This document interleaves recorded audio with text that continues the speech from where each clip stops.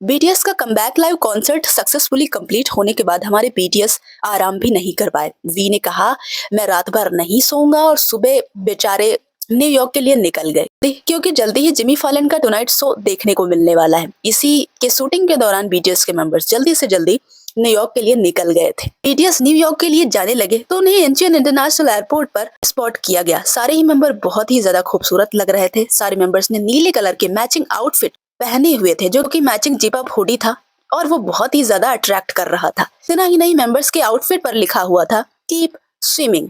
फिलहाल आर्मीज, आप सभी को एक बात बहुत ही अच्छे से पता होगी, वो ये है कि सारे मेंबर्स का बिहेवियर एयरपोर्ट पर आप लोग अच्छे से जानते होंगे। हंसते मुस्कुराते और धीरे धीरे ही चलते हैं। साथ ही साथ वो हर एक कैमरे में पोज करने की कोशिश भी करते हैं, जिससे कोई उदास ना रहे। मीडिया की हरकतें तो सबको पता ही होती हैं। खैर, वही हमारे सुगा, जो कि बहुत ही ज्यादा भागते रहते हैं, वो जल्दी से एयरपोर्ट से निकलने की कोशिश करते हैं। ये सब भी हम लोगों को पता है, और ये उनका खुद का एक रूल है जो वो कभी भी नहीं तोड़ते। हमेशा ही वो जैसे ही एयरपोर्ट पर पहुंचते हैं, उनकी स्पीड बहुत ही ज्यादा बढ़ जाती है। और आर्मीज, मैंने आपको पहले ही बताया है कि सुगा के पीछे ये रीजन है। ये कोई घमंड नहीं है, या फिर ये उनका कोई एटीट्यूड नहीं है, बल्कि वो चाहते हैं कि उनकी वजह से किसी को भी अनकंफर्टेबल फील ना हो, क्योंकि वहां पर काफी लोग आते जाते रहते हैं, काफी लोग इकट्ठा रहते हैं, बहुत ही सारे लोगों को चोटें लग जाती हैं। तो वो नहीं चाहते कि किसी को भी उनकी वजह से चोट लगे, इसलिए वो चाहते हैं कि जल्दी से जल्दी वहां भाग जाए। और इतना ही नहीं, वो मेंबर्स को भी वहां से ले भागते हैं। मतलब जब वो एयरपोर्ट पर चलते रहते हैं ना, तो उनके मुंह से बस एक ही आवाज निकलती रहती है, जल्दी चलो, जल्दी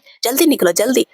तो कहीं ना कहीं मैं कह सकती हूँ कि मेंबर्स भी सुगा का साथ देते हैं, और जिस तरह से वो कहते हैं कि जल्दी चलो, मेंबर्स भी कुछ कोशिश करते हैं कि जल्दी से वो भी निकल जाएं, क्योंकि भाई सुगा भी उनके लिए खास है। लेकिन आर्मीज, खास बात ये रही कि इस बार हमारे सुगा ने रूल को तोड़ दिया है। जी हाँ, वो रूल जो उन्होंने कभी नहीं तोड़ा था, वो इस बार के एयरपोर्ट पर उन्होंने तोड़ दिया है। और उसका रीजन थे हमारे नैमजून। जी हाँ, आप सभी को पता है कि नैमजून के पैर में चोट लगी हुई है, और वो ज्यादा तेजी से नहीं चल सकते।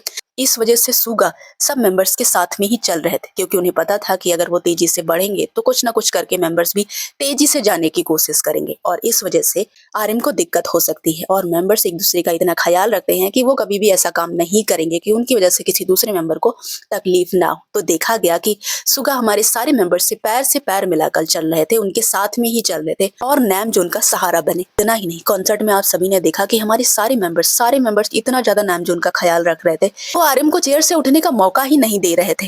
आर्यम के इर्द गिर्द घूमे जा रहे थे, उन्हें इतना हाइप कर रहे थे कि उनके लीडर को ये ना फील हो जाए कि वो अपना बेस्ट नहीं दे पा रहे हैं। मतलब यार, ये चीजें देखकर ना मेरे आंखों में आंसू आ गया कि बीटीएस बॉन्ड से ना सच में मुझे बहुत ज्यादा प्यार है।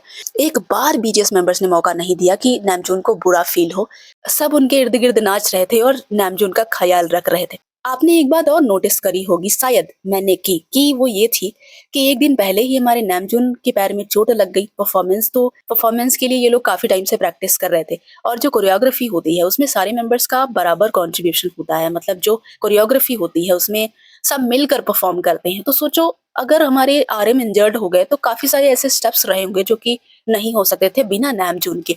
उसके बाद भी यार, ये 6 के 6 मेंबर्स और साथ ही साथ नैमजून ने इस तरह से चीजों को हैंडल किया कि मतलब मैं कह नहीं सकती यार, कहीं भी ऐसा नहीं लगा कि कुछ तो गड़बड़ है, अच्छा नहीं लग रहा, कहीं गड़बड़ हो गया। नहीं, बहुत अच्छे से हैंडल करा, और इसीलिए यार हमें इन पर प्राउड होता है बहुत ही ज्यादा।